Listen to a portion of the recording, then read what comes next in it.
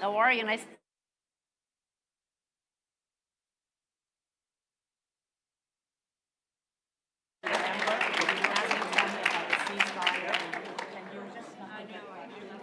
Can we, I'm sorry. No, because, yeah, we're going to actually ask that, yeah.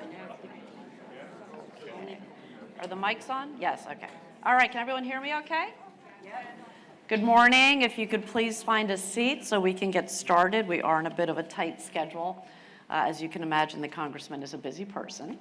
So if those of you just coming in, if you could please find a seat, that would be great. I appreciate it. So good morning and welcome. For those who don't know me, I'm Amalia Duarte. I am the chairwoman for the Morris County Democratic Committee, and I was also just reelected and reinstalled to my third term on the Mendham Township Committee.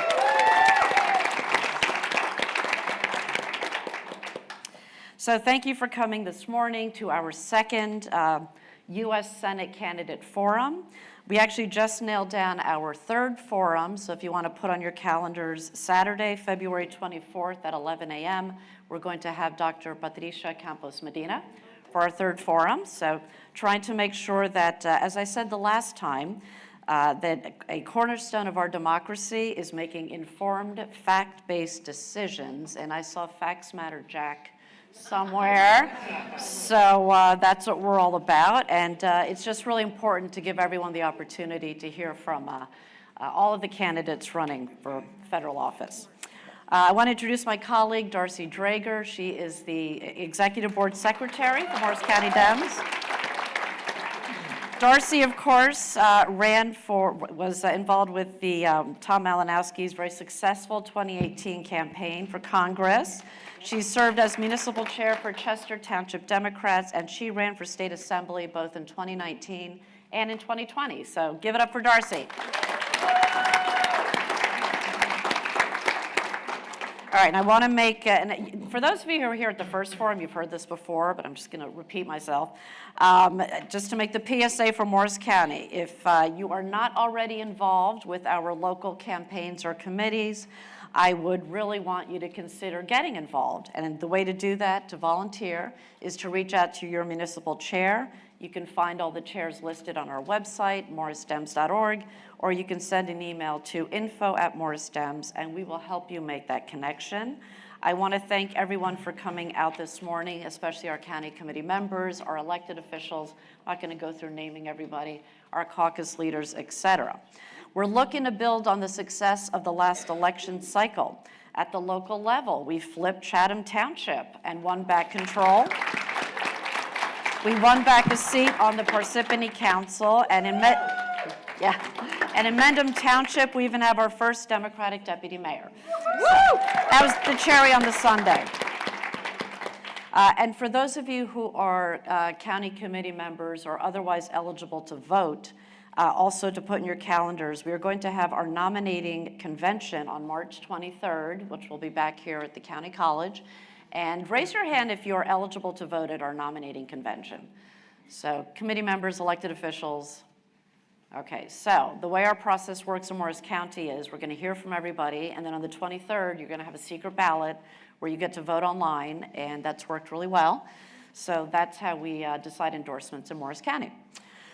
Okay, before we get started, like being at the movies, please silence your cell phones. Don't ruin it for everybody else who's here this morning. Be respectful of our candidate, the congressman, your moderators, and our fellow attendees. Please don't shout out questions.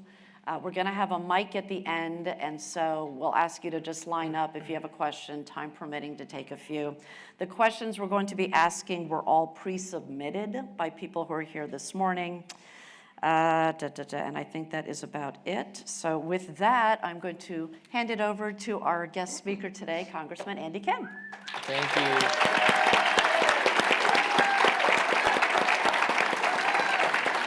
Hi, everyone. Good morning. Can you hear me okay here? Okay, great. Well, first of all, thank you for having me, and thank you for being a part of this. And thank you all for showing up on like a freezing cold, it's Saturday, right? Saturday morning. Yes, it's Saturday. I have to say, like, I like had to shake it out. The one day, I guess the days of the year that I most hate having a corner lot is on snow days, because I have to shovel. I have like 5 times as much sidewalk as my neighbors do, so I'm a little bit sore. But thank you. I'm glad. I hope you all had a good week and a good New Year so far. I'm looking forward to diving in and being able to answer your questions. But let me just start off, especially since there's so many in the room that I haven't had a chance to meet before.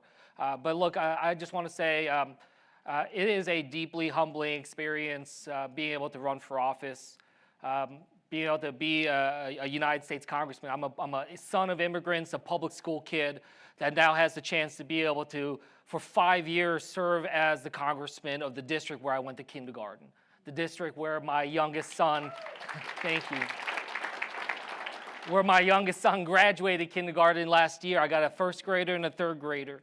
And in the same way that my parents 50 years ago came to this country for hopes of being able to build the kind of lives that they want for their families, of being able to give them those chances. You know, the way my parents always said it is they came here because they knew here in America they could guarantee that me and my sister, that the family that they build would have a better life and more opportunities than they did.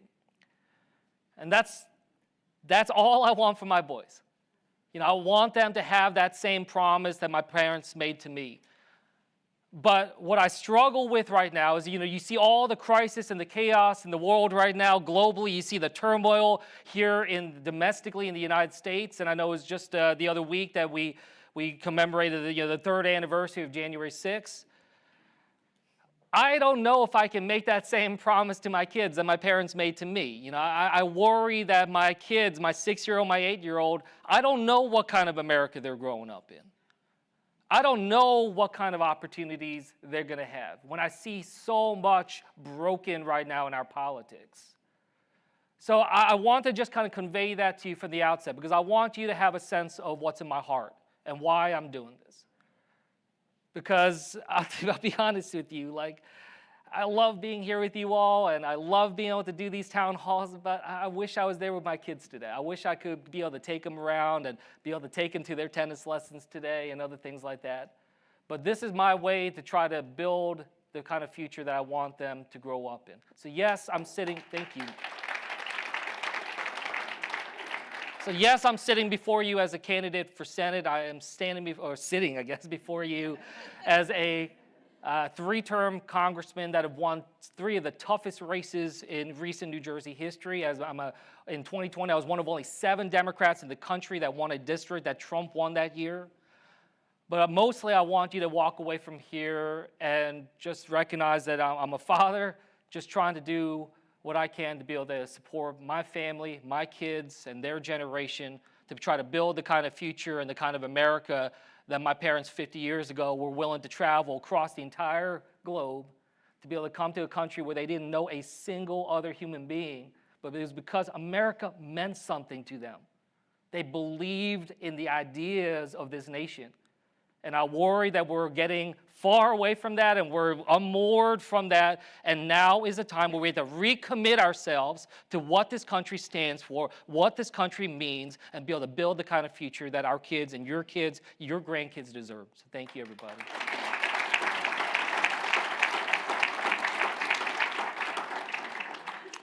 Thank you so much, Congressman, for that opening. So I kind of warned you, we start off these forums with tough questions. It's like the rip off the Band-Aid approach. Get those out of the way, and then we'll launch into policy questions and a whole litany of topics. So the tough question for you this morning is, there's been a lot of conversation and social media, et cetera, around the county line in the primaries, which according to one analysis can give an advantage of up to 38% to a party-nominated candidate. Now, we just talked about the process in Morris County, but in general, where do you stand on this topic of the line? Yeah, thank you. I'm happy to jump in on this. I think about it a lot. Let me just start by saying about what I believe in terms of this democracy that we participate in, that we live in this country of 330 million people. I believe in a democracy where every single person has the same rights, the same ability to be a participant in that democracy as anybody else. Doesn't matter how rich you are, Doesn't matter how well connected you are or are not. You have that right as citizens to be able to participate. And so from that standpoint there, all I'm asking for as a candidate for the United States Senate is a fair shot. All I'm asking for is fairness. To be able to have the same chance to be able to articulate what I believe in and what I want to get done, and let the voters decide. And every voter should have the same level of impact. But I'll be honest with you, that doesn't always seem like it's the case here in New Jersey. And I'll be very honest with you right now, I don't feel like I'm being given a fair shot right now. So what I'm asking for is for us to be able to think about, look, every county, every Democratic Party, you have the absolute right, and you should be able to endorse, if you come up with a decision to endorse someone, that's absolutely right. But that doesn't necessarily mean that then changes how the ballot looks. Because the ballot, that is a government document. That is a document that is owned by the people. And it's the same reason why, we don't allow for campaign signs inside the polling booth, right? It's because that's sacred ground. That's our democracy there. So yeah, you can talk to people prior to that, even in their parking lot, but you got to protect the election. You got to protect the ballot. So I don't personally think that we should have a system where right on the ballot it lists, who it is. It's as if, people are in there with you telling you who they think you should be voting for. So that's what I'm asking for, is a fair shot at things. And one thing I'll just say is, look, I get it. There are idiosyncrasies here in New Jersey, and we're trying to. I know a lot of folks trying to fix it. I support those efforts. But even right now, even in this year, there's an ability. There's nothing forcing us to be able to be on the line. There's no legal reason or statute reason why I need to be on the line if I'm endorsed. If the candidates for this race determine, if we all agree that we're not going to be on the line, if we're going to be separate on the ballot, that could happen. And I believe, I have stated my desire to be able to move in that way, and every single candidate except one has. And I hope that we can get consensus across the board to be able to make sure that all of us move forward in a way that respects the voters' rights. And now more than ever, especially given the dynamics of this primary race, the fact that it's happening on the heels of this scandal with the current sitting senator, it is so vital that we show the credibility in our democracy and engage in that capacity. Especially for Democrats. I mean, I was with President Biden when he gave his speech about January 6th. I mean, the president and our party, we are pushing forward on a message about protecting our democracy. Being able to make sure that we're the party that's trying to instill this sense of value of protecting our democracy. We cannot be a party that looks like we are putting our thumb on the scale of our elections and of our ballots here in New Jersey when we're trying to do everything we can to be able to protect it against Republicans and Donald Trump and others who are trying to do harm to our democracy right now. So we have to make sure we are consistent. And we have to recognize that we lift up the power of the voter, make sure that the voters are in the driver's seat of our democracy in New Jersey and around the country.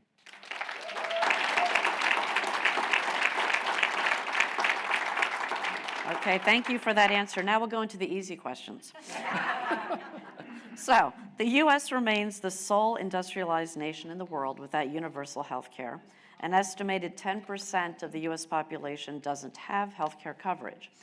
So if you become our next senator, how will you address healthcare affordability and ensure more Americans have coverage? Yeah, that is one of the greatest injustices that we have as a nation is the failure to have the universal health care.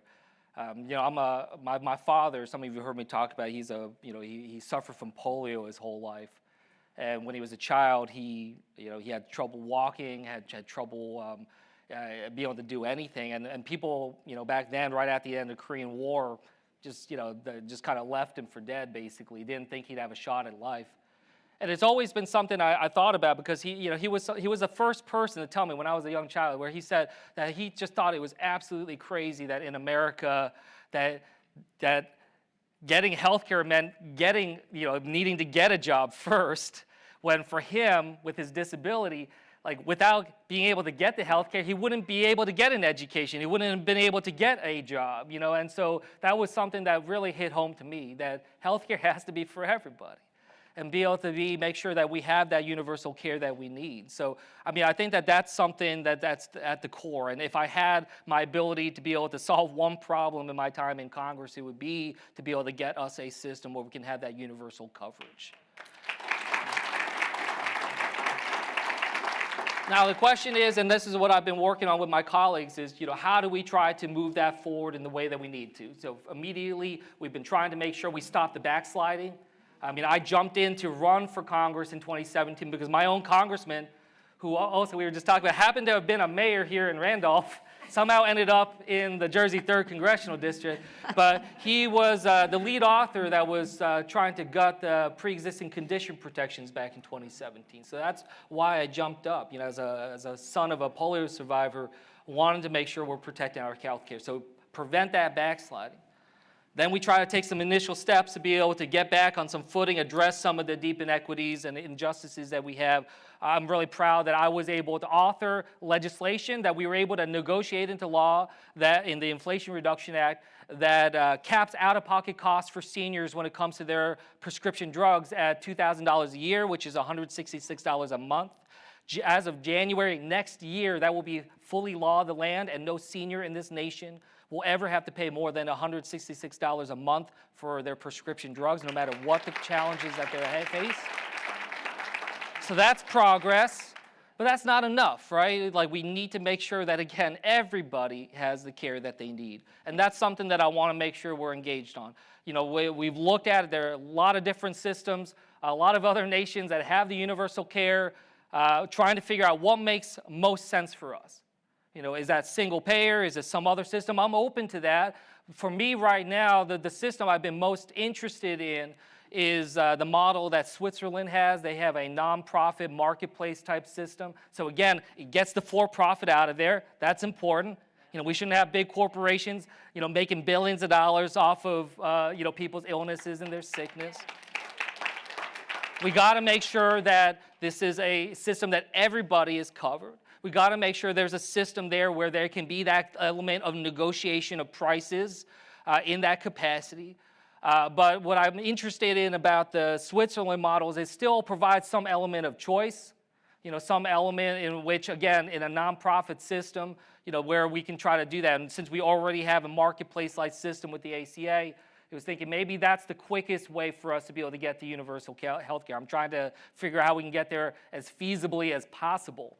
But again, I'm open to the others. I think we should try to make sure that we build a coalition for all of us that want that universal health care. We can have sometimes disagreements or discussions and debates about which way and which model and which policy to get there. But I think it's important that we unite in terms of saying that that is the goal that we need and the injustice we need to solve, and then be able to, again, work together thoughtfully and strategically about what makes the most sense for our country, what is the easiest system for us to be able to transition to be able to do this as quickly as possible in the most effective way. So that's the kind of approach that I've been taking and what I hope to be able to do in the U.S. Senate. Great, thank you. All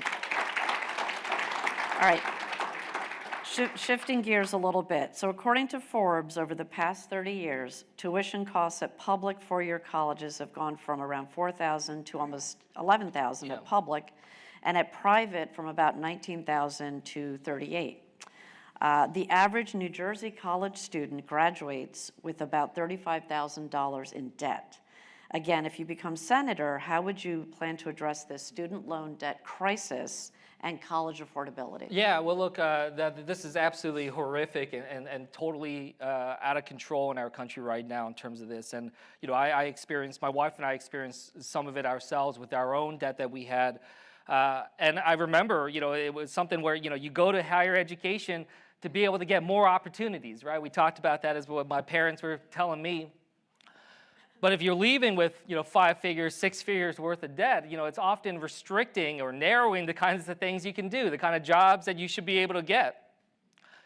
And, I remember my wife and I having to make major decisions about our lives, like when to get married, when to have kids, when to buy a house, like based off of, like, can we handle this with our existing debt, the challenges that we face. So, this is something that that we need to address. And I'll be honest with you, I'm terrified of that trajectory in terms of what it will cost when my 6-year-old, my 8-year-old start to go into that place. So there are a couple of things here. And what I'll just say to you is, you don't need to hypothesize about what it is that I do, because I've already been working on this issue in the House of Representatives. A lot of what we've been trying to push on is to try to codify in law opportunities to be able to lower the interest rates for students as close down to zero as possible. One should not be able to get a loan for a car at a lower interest rate than students can when it comes to their education.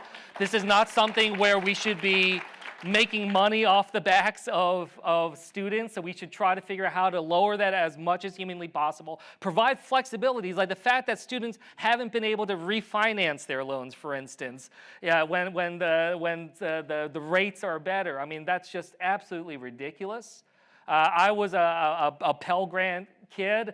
Pell Grants have not increased at all in such a long time. Increase the amount that we can provide to students that need it, as well as increase the number of Pell Grants and other opportunities that we have.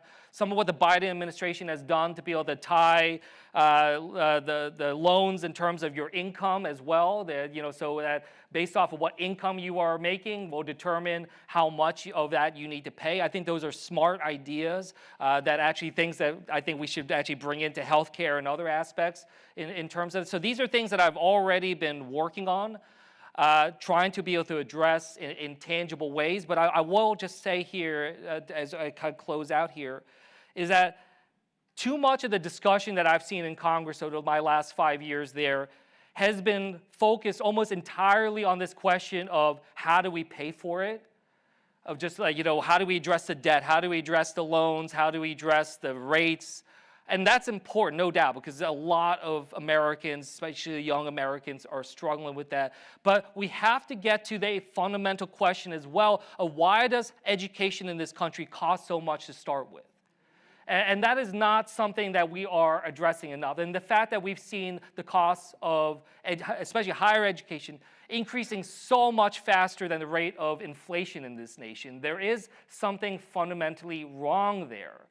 And I'm not saying that I found out all the right answers or things like that, but I hope you see what I'm trying to bring to the table, is be able to widen that conversation out and try to address some of that fundamental core issues, not just about how we pay for it, but why is this skyrocketing and what can we do to try to keep the quality. We all want to make sure we still have the best schools in the world, but how do we try to do that in a way that's sustainable? How do we try to do that in a way that doesn't just create this widening gap? Because we live in the time of the greatest amount of inequality in our nation's history. And we see how education, which was supposed to be something that was to provide economic mobility, is now becoming something that's locking in this kind of class separation, creating this kind of new kind of aristocracy type style situation where certain families that can afford the certain types of schools are finding themselves in a different system. And that's just not what our country fundamentally has been based off of. So let's return education back to what it was about, which was this incredible equalizer in this nation that should reward merit and be able to provide a template for people to be able to have the kind of hard work ethic instilled in them that will allow America to continue to be the global leader and an innovator for the future.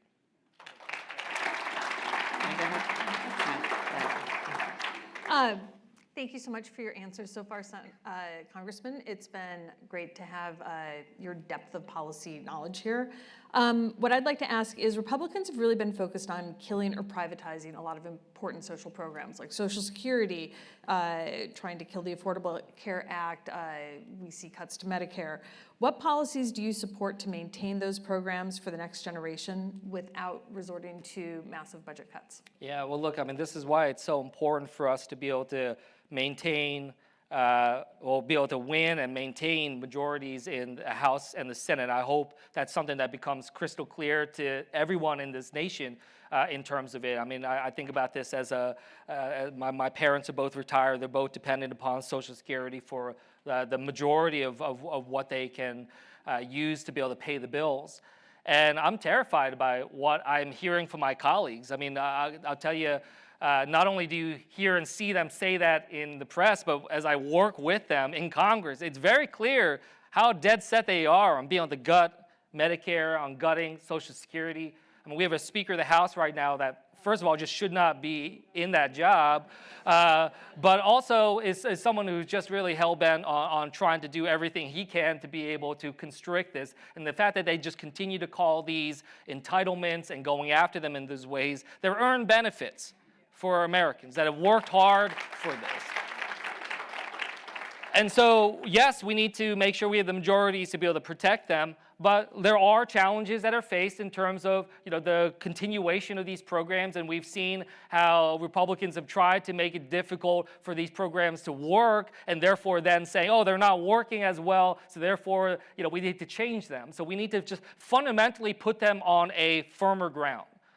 For instance, on Social Security, I've been working with a colleague of mine, Rep. Larson, on a bill called Social Security 2100.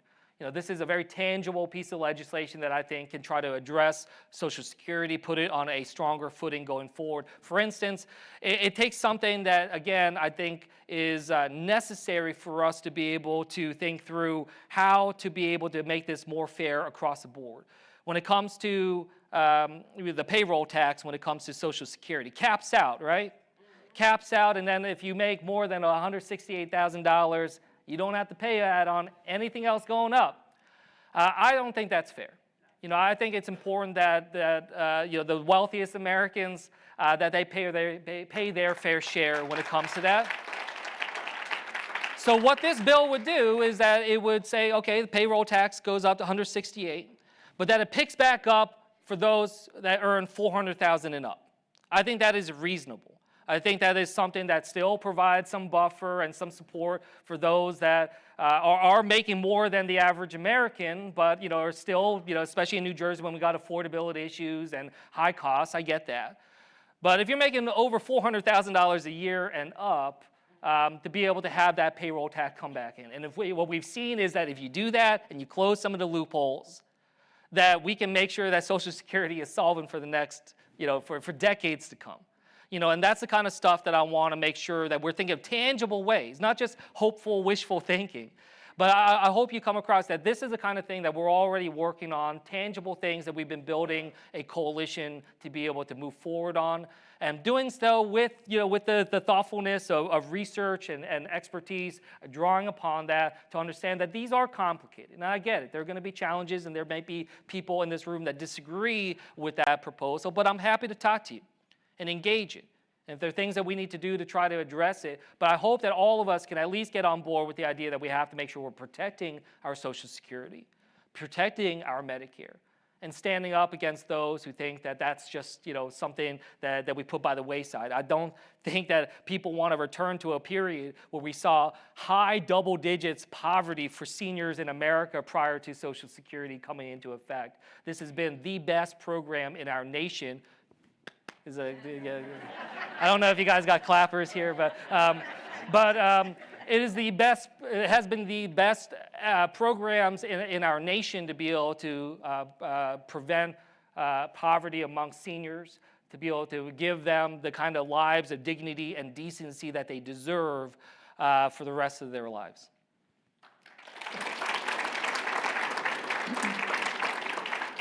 So pivoting from the big picture to sort of the smaller nuts and bolts New Jersey issues, for the past few weeks, Morris County, like many parts of New Jersey, has been dealing with major flood issues.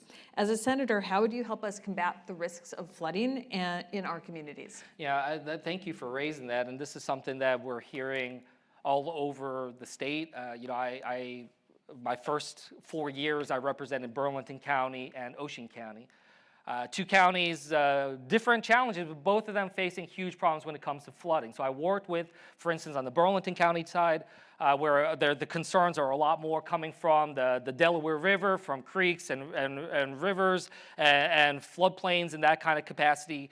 We've been able to secure and get significant support from the Army Corps of Engineers and other issues like other actors like that in terms of dredging capabilities and other efforts. But what I learned through that is just the sheer lack of actual meeting the moment needs that we have right now. I remember the Army Corps telling me that they only had like one dredging vessel that was even able to operate in the entire Mid-Atlantic region. And that, I mean, and for those of you who might have dealt with some of these issues, dredging is one of the most expensive things that I've ever come across. It is mind-boggling how it costs 6 figures, 7 figures for municipalities to be able to do some basic dredging in areas to be able to reduce some of that water table problem that they face. So that's something that we've been addressing that I think is very applicable to what we face here in this county. Out in Ocean County, again, huge problems when it comes to Barnegat Bay, when it comes to Superstorm Sandy. I mean, you might remember that image of a roller coaster in the middle of the ocean during Superstorm Sandy. That was my old congressional district, the 3rd District. Huge problems that were faced. And yes, we're working to be able to address some of that. I was able to get passed into law in the bipartisan infrastructure law, something called the Resilient Highways Act, which is something that allows for us to be able to provide infrastructure funds to better protect communities that are prone to flooding, be able to raise highways, be able to reinforce infrastructure to make sure that if there is significant flooding, that residents have the ability to be able to get out, that resources are able to get in. Things that did not happen when it came to Superstorm Sandy, and we saw thousands, tens of thousands of New Jerseyans stranded and left to fend for themselves, which is something that I know none of us ever want to see. But it's also not just about some of the infrastructure and the dredging capabilities that I've worked on. What we've also seen is just the kind of support and availability of options for homeowners, for residents.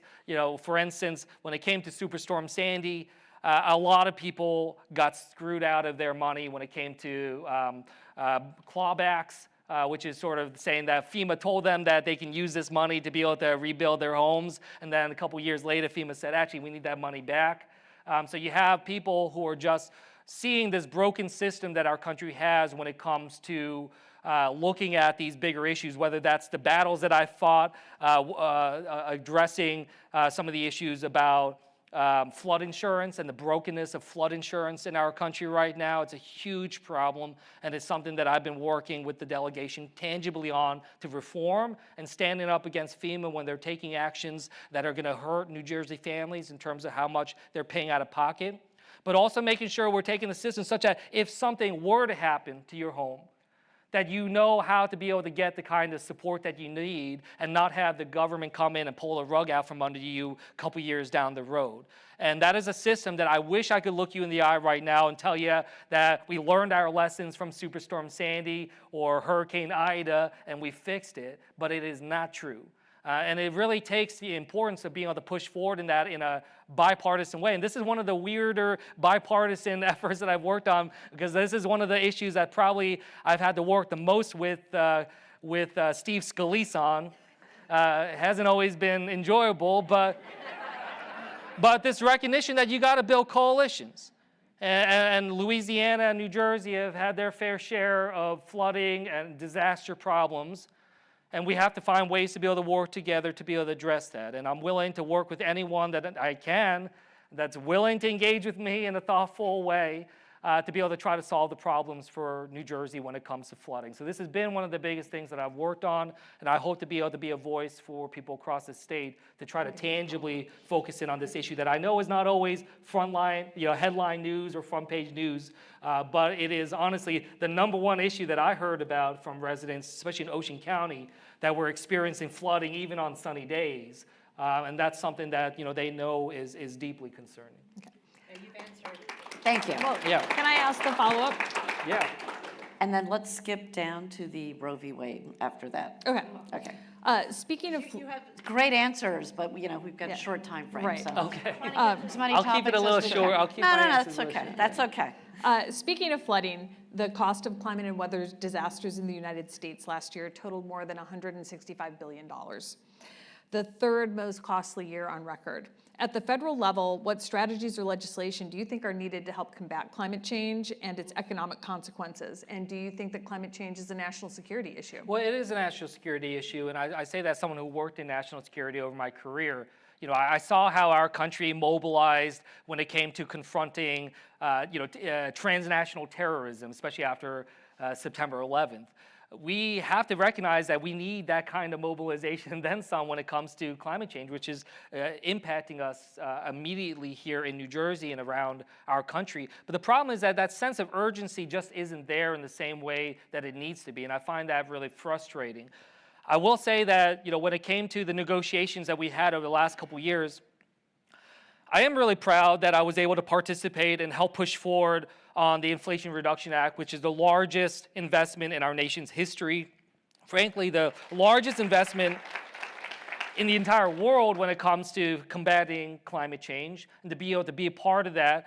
And that wasn't easy to get across. And it actually, in fact, I remember there was a time at the late 2023, where the Biden administration put forward, the Build Back Better effort was struggling, and they put forward a proposal to be able to move forward on a couple other issues. But those couple other issues did not include lowering prescription drugs or on addressing climate change. So, that was actually one of the harshest times in terms of my criticism of the Biden administration. But I think it's important to be able to stand up, and I'm glad I was able to work with them, be able to engage on that. And I did that as someone who was saying, hey, look, I get it. I'm in a district that Trump won twice, where I have a lot of constituents of mine who don't believe in climate change, who don't believe that that's a priority, but I am willing to put my political career on the line because I think that climate change is critical. And as I told you earlier, I'm thinking about what kind of America and future of my kids growing up in.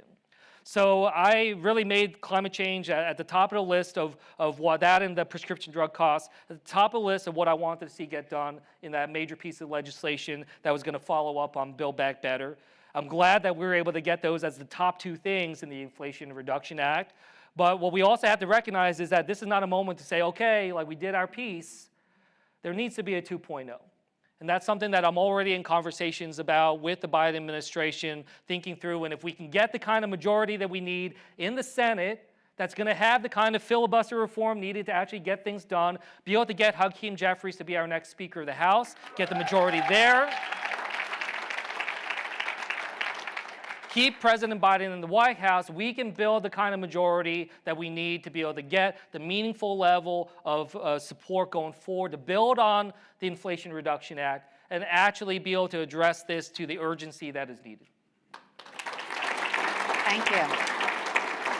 I'm going to go ahead and ask, you've already answered the next two questions, so it was around, legislation you're proudest of. I think we just heard that, and Sure. bipartisan, working across the aisle, which I can tell you as a local elected, that's what you got to do, and it's great to get things done in that manner. With overturning of Roe v. Wade in 2022, as we know, some states are making it very difficult for women to access reproductive health care, at sometimes endangering their lives. At the last count, 14 states have banned abortion outright. Another 11 states have severely restricted access to it. So what legislation would you present to protect abortion rights and health care rights for women across the country? Yeah, these are such scary moments and such scary times in our country right now. And I talked about it in the opening about this backsliding of our nation. And I think this is one of the most visceral experiences of just that backslide, that like we're in this situation right now where women all over our nation have to really wonder, whether or not they can get the care that they need. And then, I think about this in terms of the battles I've been fighting over just the last couple months, for instance. One of my main responsibilities, I'm the ranking member on the Military Personnel Subcommittee in the Armed Services Committee. And I joined up on that, hoping I can move forward on issues about, mental health access and health care for our service members. I've spent the bulk of this fighting Senator Tuberville, because he is someone who has just decided that his main mission is going to make it harder for women who are serving our nation, women who are putting themselves in harm's way. He's making it harder for them to be able to get reproductive rights, to be able to get health care that they need. And I cannot imagine for the life of me how anyone, with all the challenges that we face in the world right now, would make that their number one priority and be willing to hold up, nominees for military leadership and ambassadors to be able to do that. But it just shows you how broken things are. And I remember being on the House floor when at the moment that the Supreme Court made their ruling on Dobbs. And I was actually sitting near some of my Republican colleagues, and I just remember they were just like high-fiving each other, just talking about how like they always prayed that this day would come. And it just disgusted me, just to see my own colleagues in this way, just having such, and they believe it. They really viscerally were jumping for joy. But that's why it's so important that we are standing up and being able to fight back against this. What I will say is, yes, I have a lot of concerns about what the Supreme Court did on Dobbs. I have a lot of concerns what they did on a lot of different things that I'm sure many of you have. But what we all recognize is that the Article 3 branch of government, the judiciary, is strongest when the legislature is weakest. It's because of the brokenness of the legislature that the Supreme Court's able to engage in this way. If we had a law on the books that codified a woman's right to choose, Supreme Court can't touch it. The Supreme Court was able to do what they did because we didn't get something across the line in the legislature. So I have now voted twice, and I will continue to push forward and build a coalition to be able to get the Women's Health Protection Act across the line, something that would immediately, if passed and signed into law, overturn what the Supreme Court did and be able to enshrine that right in law and be able to do that going forward. So that's what I'm going to fight day in and day out for. I voted on it twice. And I voted on that in a district that Trump won twice because it was the right thing to do. Thank you. Thank you. Speaking of the Supreme Court, this is speaking of the Supreme Court. We know that under their auspices, corporations are people. It also, with Citizens United, has shown us that money is speech. Would you introduce a bill to undo Citizens United, the Citizens United Supreme Court decision? Yeah, well, I have. I have already taken action in that direction. So the H.R. 1 for the People Act, even before I came into Congress, this was at the top of the list. And it was actually me and a couple dozen other candidates. We were saying, hey, we are the ones that are trying to bring in the new majority, and if we are successful, we wrote to future Speaker Pelosi there to say that we want the top issue, the first bill introduced, to be about campaign finance, about fixing our broken politics. This was something that meant so much to me that when I was a candidate initially, I pledged not to take any corporate PAC money, and I still do that. I'm one of the few members of Congress that doesn't take corporate PAC money. And I think that it's so vital that we make sure that we take those steps so that, again, the wealthiest Americans and the biggest corporations aren't able to have that kind of outsized role in our democracies. Unfortunately, they do. Now, when it comes to Citizens United, there is unfortunately no single law that I can pass that fully repeals that. That will take a new Supreme Court, which, again, we will hope to get to, or a constitutional amendment, which I have supported, to be able to say that is not something that we should have in our system. And things are out of control when it comes to money in politics. It allows for, as I said, the biggest corporations and the wealthiest Americans to jump to the front of the line. But the other thing that I came to see about big money in politics is that it fundamentally affects the kind of people that step up to run for office in the first place.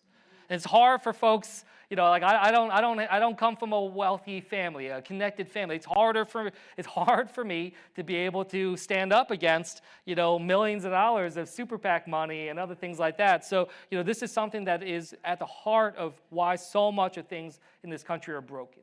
If you're concerned about gun violence, you got to fix the campaign finance. If you're concerned about abortion rights, we got to find ways to address the big money in politics. It's at the root of so many challenges that we face, and that's why I've made it such a big priority and why I've made it something that I've been fighting tooth and nail to be able to get across the line, and I will continue to do so.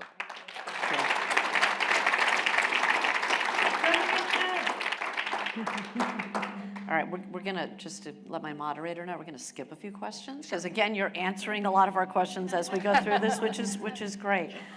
Immigration, so you and I have that in common. We're both first-generation Americans. My family's from the Dominican Republic. And immigration, I think we can agree, is broken in this country, and it's becoming a wedge issue that the Republicans are using. A recent poll showed that Americans overwhelmingly think, and this really surprised me, that asylum seekers crossing the U.S.-Mexico border should be allowed a hearing. However, a majority said they should go back to where they came from, waiting for that hearing. So what are your views on immigration? Where do you stand on immigration reform? For example, do you support updating the Registry Act to protect immigrants who've been in this country for a long time?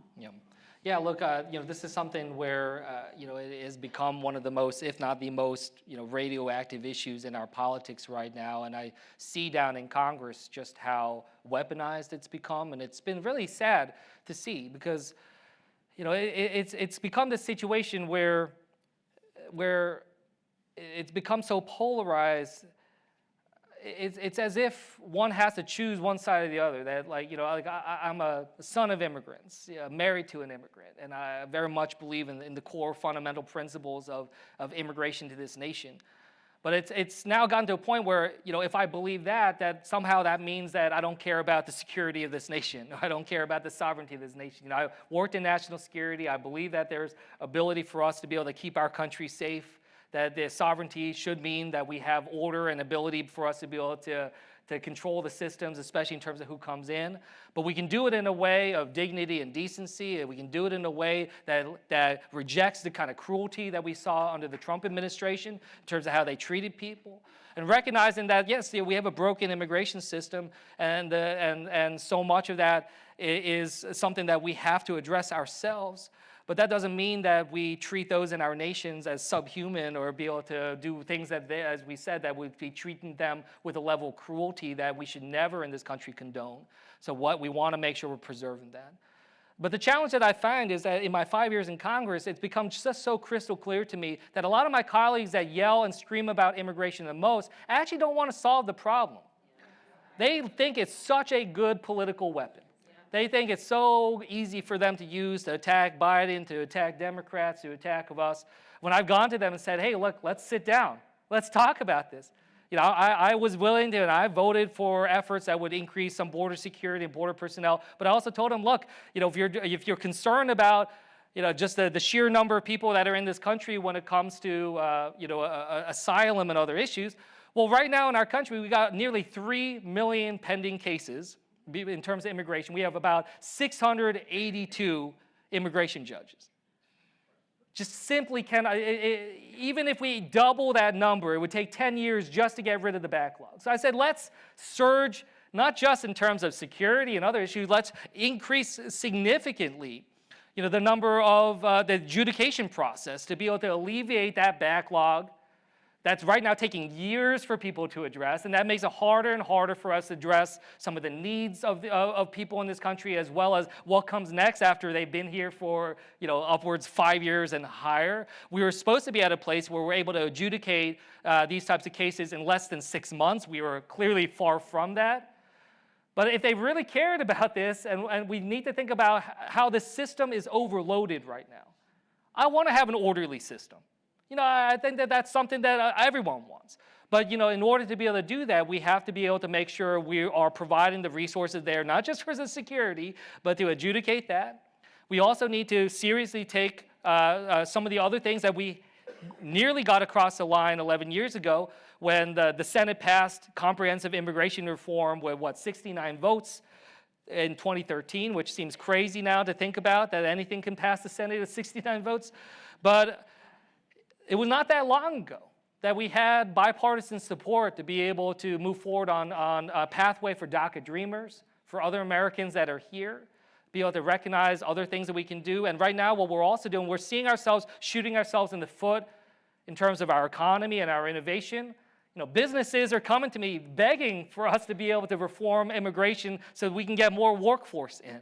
At a time when our demographics are slowing down, the competitive advantage of America is that despite our challenges, people still want to come here, especially some of the most talented people. But right now, we are holding up our ability to bring in talent from around the world because of the challenges and the debate about the southern border. And that is now holding up the entirety of our immigration system. So I've been trying to push forward on more pathways for legal immigration, lifting up the refugee cap that Trump shut down that has not come up to the level that we need to, be able to increase the size of H-1B visas and other visas to be able to help our workforce, help our businesses, while we're also trying to adjudicate a system that is clearly overloaded, overrun, that is now manifesting in problems in New Jersey and states around this country because of the failure of the federal government to be able to get their act together. So I'm not going to be able to tell you I can wave some magic wand and fix the Matt Gaetzes of the world and others that I have to deal with that are pushing this direction. But I hope that, as someone who can talk about this as a son of immigrants, married to an immigrant, someone who's worked in national security, someone who's willing to be able to engage in bipartisanship, that we finally get it across the line to be able to address some of this, have some tangible outcomes that hopefully will be able to create a more orderly system that is still in line with our nation's belief about immigrants being such a core part of who we are. Great, thank you. So we're going to shift into talking about some international global issues. And the first question is, how do you propose helping the Senate to increase aid to Ukraine? Yeah.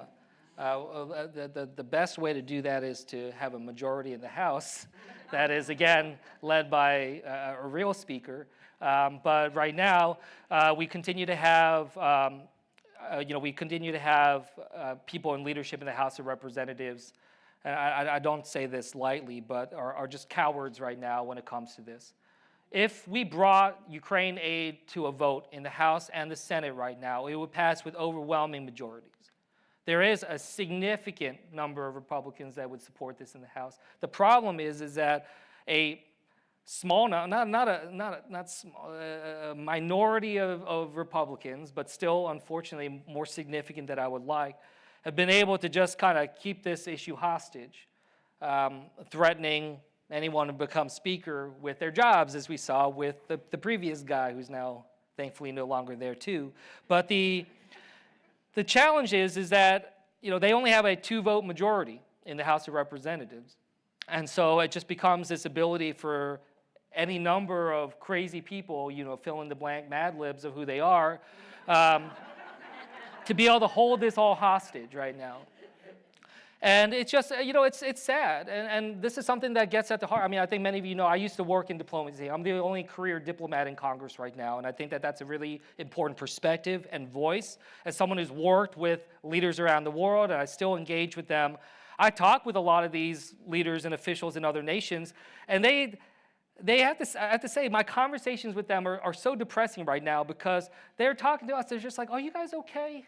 They're talking. They're like, "What is happening in America right now?" And the way that they frame it, and that's so sad, is they say that when we watch what's happening in America, us leaders in other nations, we talk to each other, and the single question that we ask ourselves is this question of, is America a reliable partner? But they say it in a way that is, they know the answer. And the answer right now is no. We are not a reliable partner right now. When we see what's happening with Ukraine, when a authoritarian leader invades Ukraine and tries to rewrite and redraw the lines of the maps of the world, that America is not able to get its act together. And what they're thinking is like, all you have to do with America is to kind of wait them out. Eventually their resolve will end, or their attention span will go away. And we have to prove that wrong. Otherwise, we are jeopardizing just the fundamental question of what does American global leadership mean right now? The other way I frame it is, what is the value of the American handshake right now? And right now, a lot of that depends on what's happening with Ukraine, which I believe the Ukrainian people have been unbelievably brave, standing up to be able to protect themselves and their democracy against this invasion. And look, it's tough. and it's challenging. They've lost so many lives. But we have an ability to be able to help. They're not asking for our troops. They're not asking for our young men and women. They're asking for our help.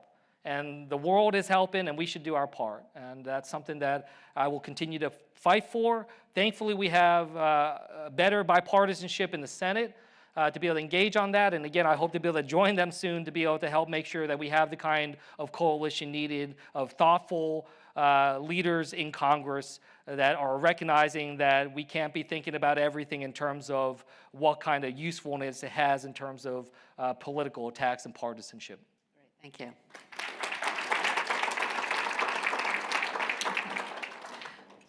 Sticking with international relations, what is your position on Taiwan? Should the U.S. continue to officially recognize the PRC while maintaining unofficial relations with Taiwan, or should we officially recognize the ROC? Further, should the U.S. continue to make guarantees of support in the event of Chinese military action against Taiwan? Yeah, this is one of the things that keeps me up at night a lot. I am on what's called the Select Committee on the U.S. strategic competition with the Chinese Communist Party. So this is a standalone committee specific to the question of what comes next between the United States and China and their relationship. I talk about this a lot as, again, someone who's worked in diplomacy. I was with Speaker Pelosi on her trip to Taiwan, I guess a year and a half ago, and got to see that tensions up close with my own eyes, trying to advise and try to help shape what direction do we go as a nation. What I believe is that right now the best way forward is to be able to maintain the status quo that we've seen in the Taiwan Strait that has so far provided several decades worth of avoidance of major conflict. And I think that that's absolutely critical right now. We cannot have either side, whether the Chinese, the mainland China government, the Chinese Communist Party, or the leadership in Taiwan, we can't have either side take unilateral action.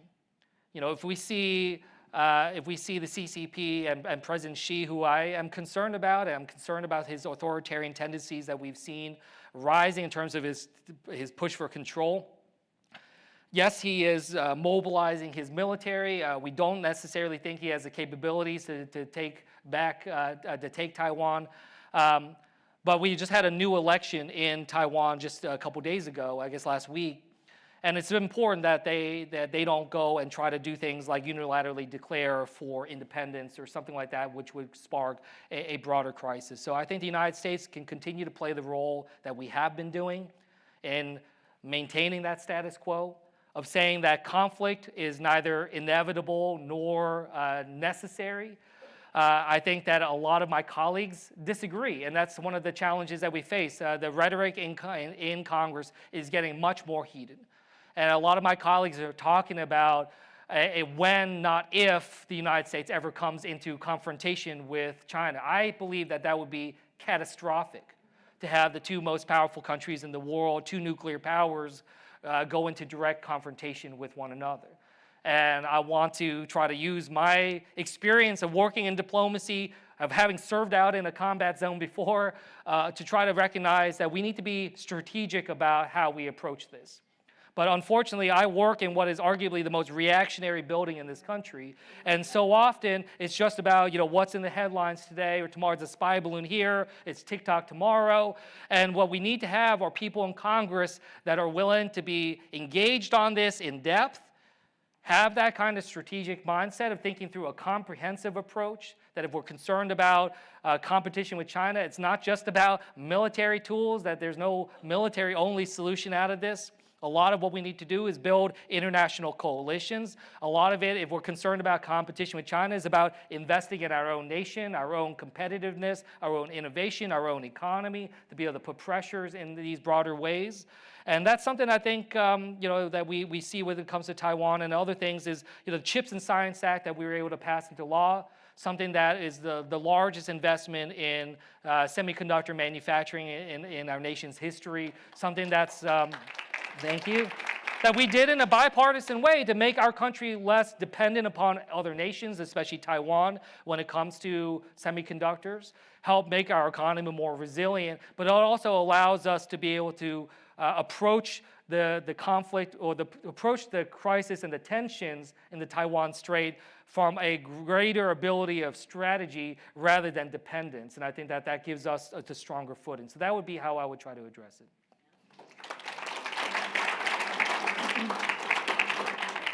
So earlier we, lightly joked that we were going to start you out with the hard questions and then move on to policy. But honestly, this next question is probably, I think, one of the hardest questions that we're grappling with as a society right now. And I'm seeing it divide friendships. I'm seeing it divide generations. And of course, I'm talking about the conflict between Israel and Palestine. And this conflict has led to casualties of both Israeli civilizations and, in much larger amounts, Palestinian civilians. How would you see your role as senator in engaging with this conflict and helping set conditions on the ground for lasting peace? Easy question here. Yeah. No, look, I mean, it is heartbreaking, and you're right. I mean, just the divisions that we see are just so heart-wrenching. I mean, just what we saw happen on October 7th was horrific. And as someone who's worked in counterterrorism efforts over the course of my entire career, it was amongst the most horrific things I've ever seen or even imagined could happen. But what we also see is just continued civilians, thousands, especially a lot of kids trapped, a loss of life. Has been horrible. And again, I've worked in combat zones before. It's something that I would never wish upon anyone. I want to see the violence come to an end. I want to see the conflict come to an end. I've met with, so many, probably over a dozen now, families of the hostages that were taken, and just hearing just the horrific situation that they're going through.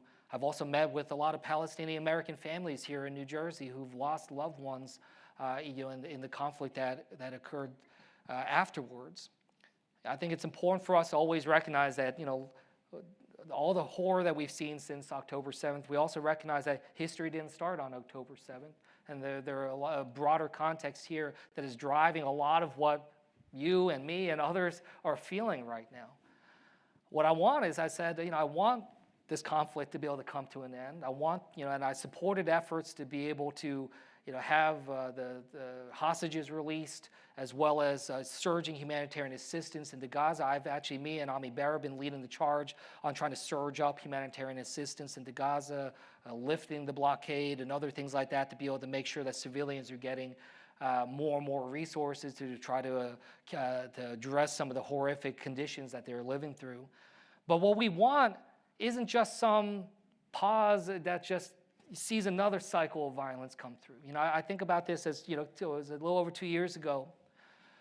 Many of us were supporting an Egyptian-led effort to come to a ceasefire between Hamas and Israel at the time, and to stop that iteration of the conflict. And we all seen, it didn't last. And I really think that this moment has to be different.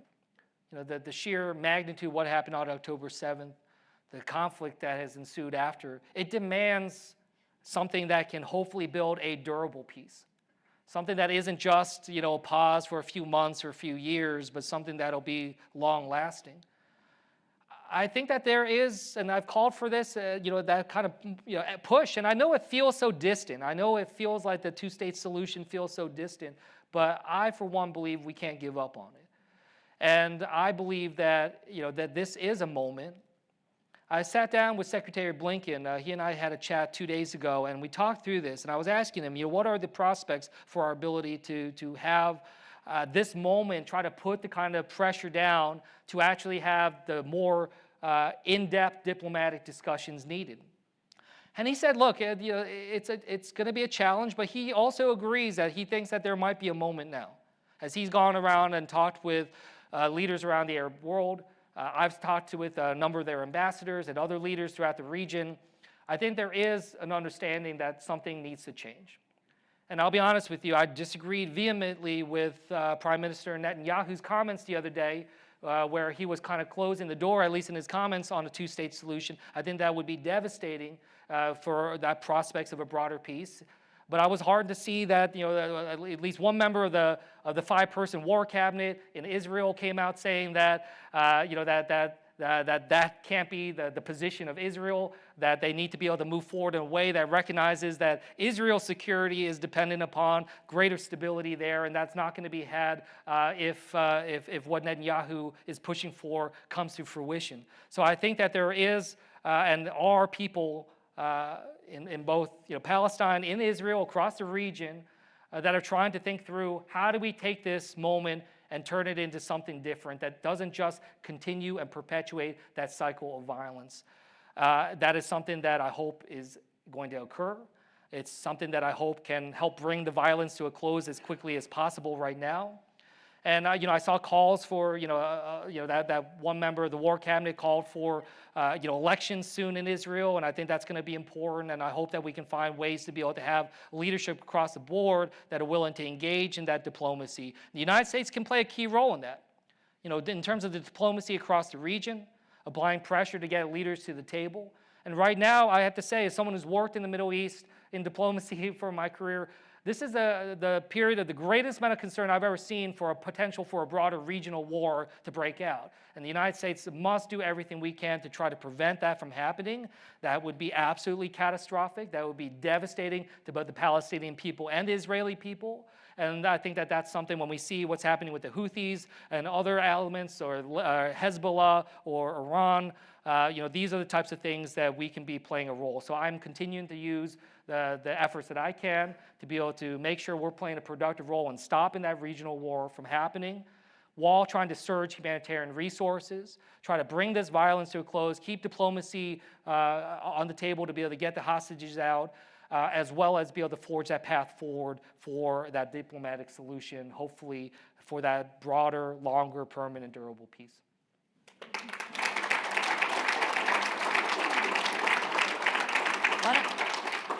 Okay, so we're starting to run out of time, but we did want to take a couple questions from the audience. So I know we've got a mic.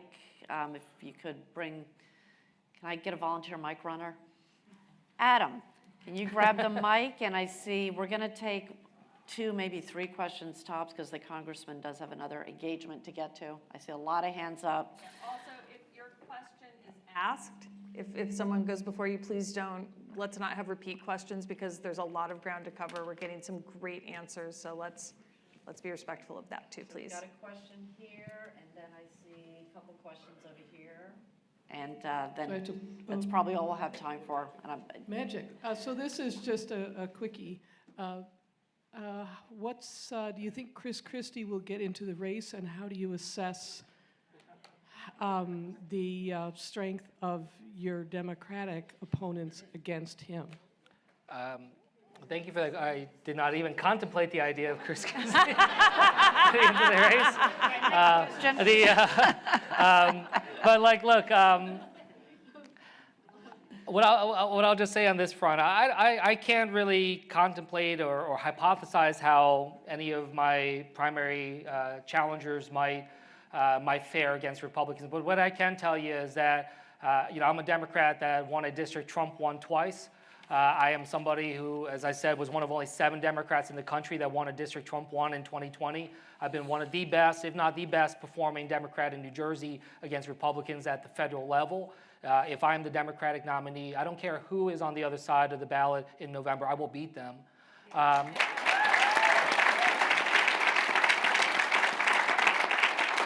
And not only is it about that Senate race, but I believe I can be someone that can, as I've demonstrated in the past, be able to bring in independent voters, be able to bring in even some Republican voters who voted for me in the past. I outperformed Biden by 8 points in 2020. We estimate about 25,000 people in the district who voted for Trump and voted for me, which is a little crazy because we're pretty different people. But what I will say is that what I've learned is that it's not only helpful for the Senate race, I can help up and down the ballot.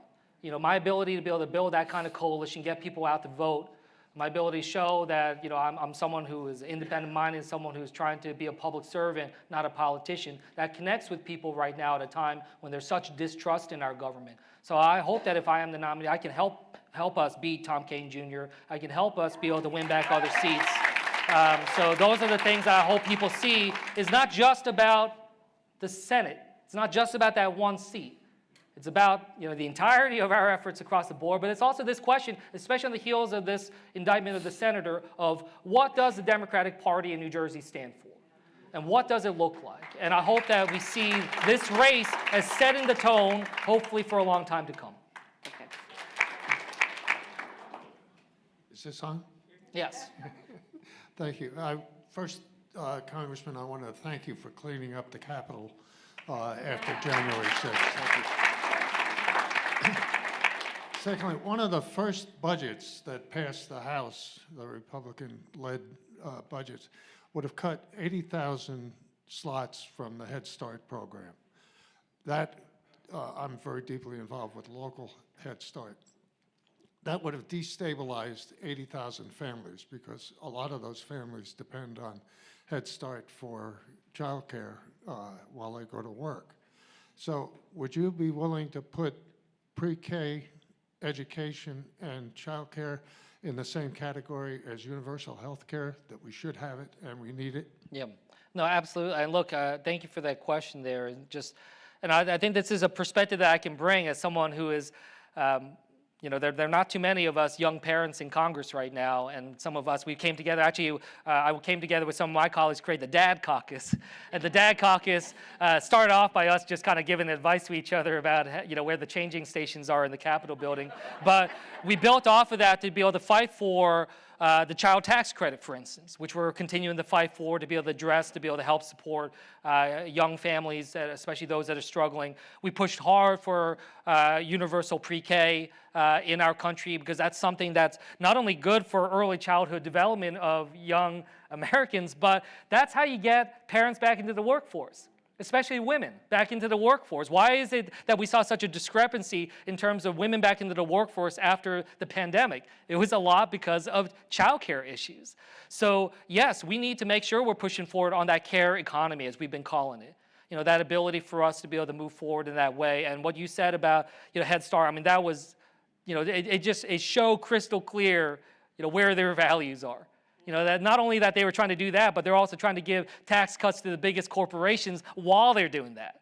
So it's not just about gutting Head Start. It's about, where is that going to go? What is that augmenting? And it's that duality there that I find so disgusting sometimes in terms of how misplaced the values are. So yes, absolutely, we'll be standing up for that now and forever.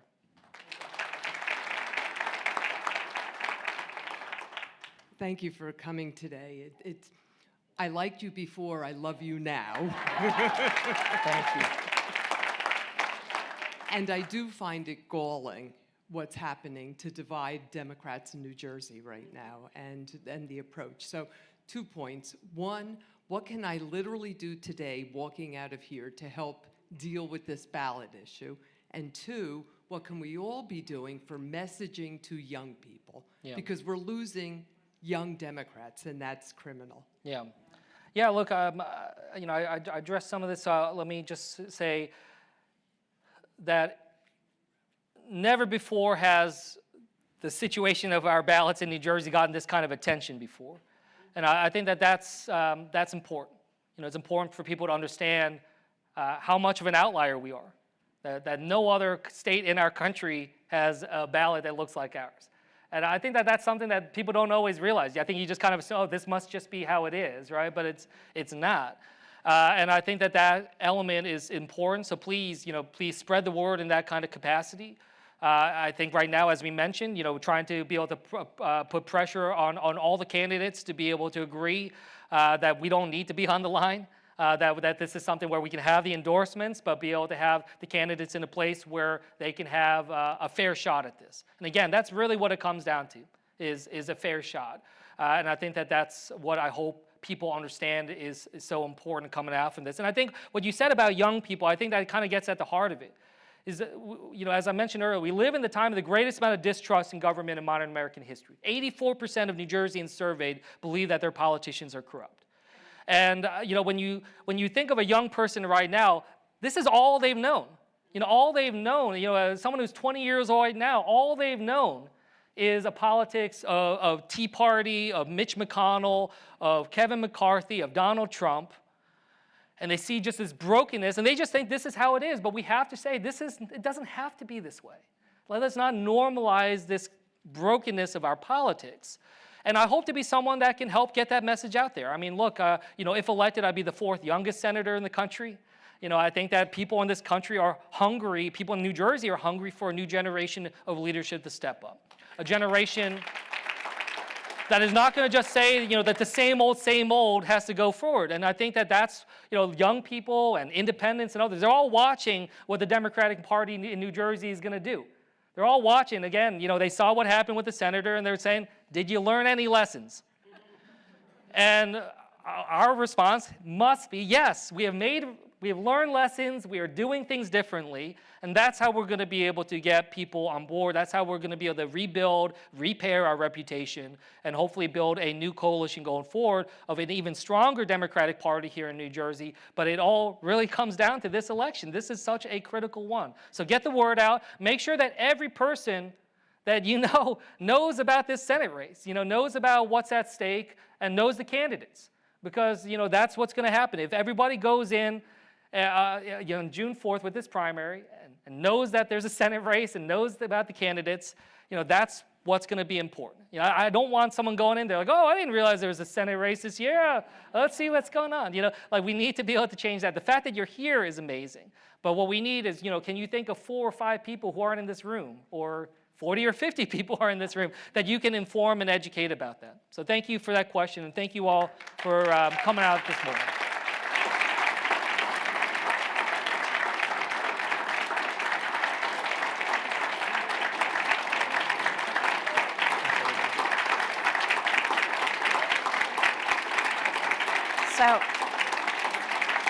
So the congressman needs to leave. I hope you appreciated having the congressman here today. A couple things I want to mention. February 24th, we have Dr. Patricia Campos Medina. So if you could come out for that as well. And next Saturday, on a lighter note, we have a wine and cheese and photos at the MCDC office in Morristown. And this is photos taken by John Hester, who's volunteered so much of his time taking candidate portraits, coming out of the campaign trail with Tom Malinowski, Mikey Sherrill, Cory Booker. So let's support John Hester next Saturday. Thank you again for coming out. This was really great. Thank you. All right.